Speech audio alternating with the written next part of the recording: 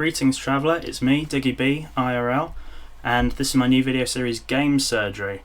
So, first video, some of you are probably thinking, hey, I wonder what these videos are going to be about, but most of you are probably just thinking, what's Bill Bailey's character from Hot Fuzz doing talking about video games?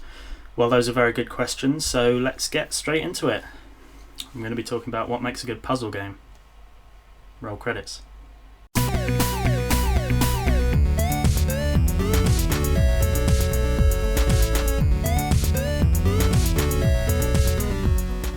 I only recently got around to playing the Talos Principle, the first-person puzzler bafflingly developed by Crow Team who made Serious Sam, and I've come away with the sense that I really enjoyed it, though the more I think about it, the more I wonder quite how I managed to like the game so much, seeing as I found the actual puzzles, which account for 90% of the game, to be quite dull and irritating. GameSpew.com ranked the deluxe edition of the Talos Principle at number 3 in its top 10 list of the best PS4 games in 2015, and even made the claim that it might be the best puzzle game that they'd ever played. And although I would give the Talos Principle a glowing recommendation, I just felt like the overlong string of puzzles that it presented, they kind of left me annoyed and frustrated, like when I hear my neighbours having sex through the wall. But what was it about the puzzles in the Talos Principle that I didn't like? What is it that my other favourite puzzle games do right that can make me love them so much? So I started thinking and came to the realisation that the games I enjoy for their puzzles, Braid, Fez, hell even some of the browser-based flash games that I used to play after school while high on sherbet and fizzy pop, they all have a single core mechanic around which every puzzle is based. Take any puzzle from Braid and you know it's going to be solved through some kind of time manipulation, or rotating your perspective in Fez. Even that Adventure Lamp game that I previewed recently has the hat throwing thing to make it stand out. Each of these games revolve around taking one central concept and working out how to apply it to solve each problem, while the method used in the Talos Principle involves a stack of items each with just one specific use, the only challenge coming from figuring out in what order to place them. That's not a logic puzzle, that's a fucking jigsaw. I mean, it's fine if you like jigsaws.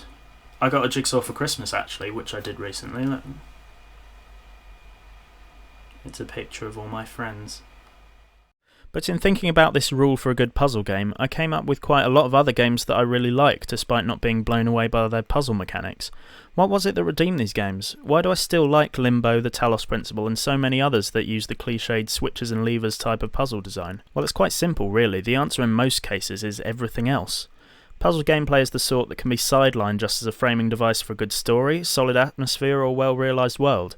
I think it's safe to say that Limbo just wouldn't be the same game without its distinct visual design and immensely creepy atmosphere. Thomas Was Alone added personality and a heartwarming story to a bunch of coloured blocks just by adding the magic ingredient of Danny Wallace. Just think about all the great classic adventure games of the 90s. The vast majority of them were just a string of illogical and tiresome adventure puzzles, with the occasional arcade sequence thrown in if the world hated you. But games like Grim Fandango and Monkey Island are so loved because of their great characters, writing and narrative.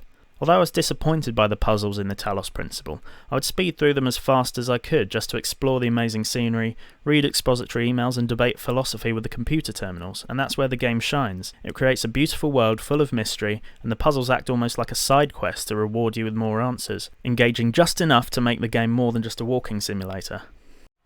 Well, I think I've done enough dancing around the elephant in the room. A lot of you are probably wondering why I haven't mentioned Portal yet, seeing as it is comparable to the Talos Principle in many ways, and was of course the first puzzle game that ever existed. Well, seeing as how we discussed how some games can provide satisfying puzzles with creative core mechanics, and other games can use puzzles to frame a good story in an interesting world, of course the thing that made Portal so brilliant is that it does both.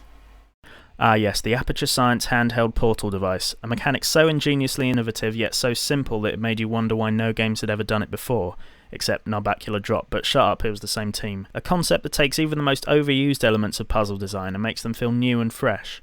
Not only did we get this and a bucket load of mind-bending puzzles to use it in, but we also got hilarious writing, an interesting environment with darkness and mystery just beneath its surface, and a narrative that catches you with your trousers down right at the final act. Now I appreciate Portal doesn't need another person licking its balls, and to restore equilibrium I might quickly say that I think Portal 2 didn't quite nail the balance of puzzles versus plot as its predecessor, but it's not difficult to see how this game so quickly became the benchmark for first-person puzzlers. Honestly, I'd like to see a lot more puzzle games in the AAA market. The Talos Principle was a really fun and refreshing game, because it's all too rare that you get to experience puzzle gameplay in a full high-definition 3D environment. Publishers seem to think that the only games that sell have to feature someone's face getting blown off every few seconds. I wonder where they got that idea. Stop buying shit games! Remember to head over to GameSpew.com for a whole lot more awesome game related content, and if you enjoyed this video you could like or subscribe, or you could leave a comment as long as you understand that nobody will ever care what you say. Cheery bye.